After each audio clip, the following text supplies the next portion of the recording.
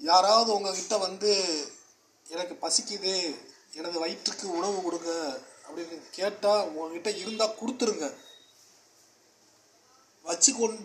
வைத்துக்கொண்டு உணவு வைத்துக்கொண்டு அந்த மனிதனுக்கு கொடுக்காம இருந்துடாதீங்க.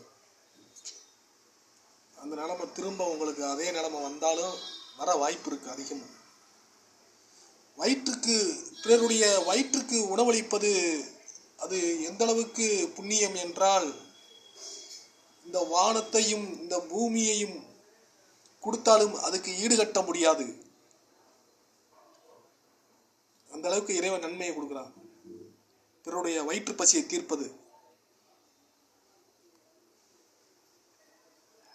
அதனால யாராவது பசிக்குதுன்னு வந்து உங்ககிட்ட வந்தா உங்ககிட்ட இருந்தா கொடுத்துருங்க. இல்லைன்னா ஒண்ணும் இல்லை, வச்சுக்கிட்டு அவங்களுக்கு இல்லைன்னு சொல்லிடக்கூடாது. கேட்காம இருந்துட்டா பரவாயில்ல, வாய் விட்டு உங்ககிட்ட கேட்டு உங்ககிட்ட இருந்து நீங்க கொடுக்காம இருந்தால் அந்த நிலைமை மறுபடியும் உங்களை வந்து சேரும்.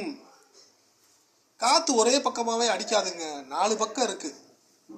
தெற்கு, வடக்கு, கிழக்கு, மேற்கு, 4 பக்கம் சுத்தி சுத்தி அடிக்கும். ஒரே பக்கமாவா காத்து அடிச்சுக்கிட்டு இருக்கோம். நம்ம இப்படியே நல்லா இருந்துருவோம்னு நினைக்காதீங்க. ஒரு நாள் யானைக்கும் அடி சிறக்கும். மேல இருக்கிறவன் தரமட்டமாவான், தரமட்டமா இருக்கிறவன் மேல வருவான். அதை விடுங்க, குப்பையில ஓடுங்க வீணா போல நாய்களை பற்றி பேசிட்டு. இப்போ வந்து அதே தாய் மாமாரன்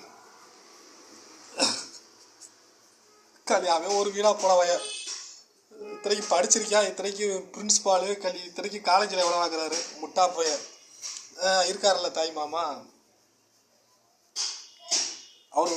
அவர் நண்பர் வந்து ஒரு இந்து சமுதாயத்தை சேர்ந்தவர், பெரிய வயசானவர். அவர் வயசானவர், சோசியம் இந்த ஜாதகம் கணிப்புகள் இதெல்லாம் துல்லியமாக கணிப்பார்.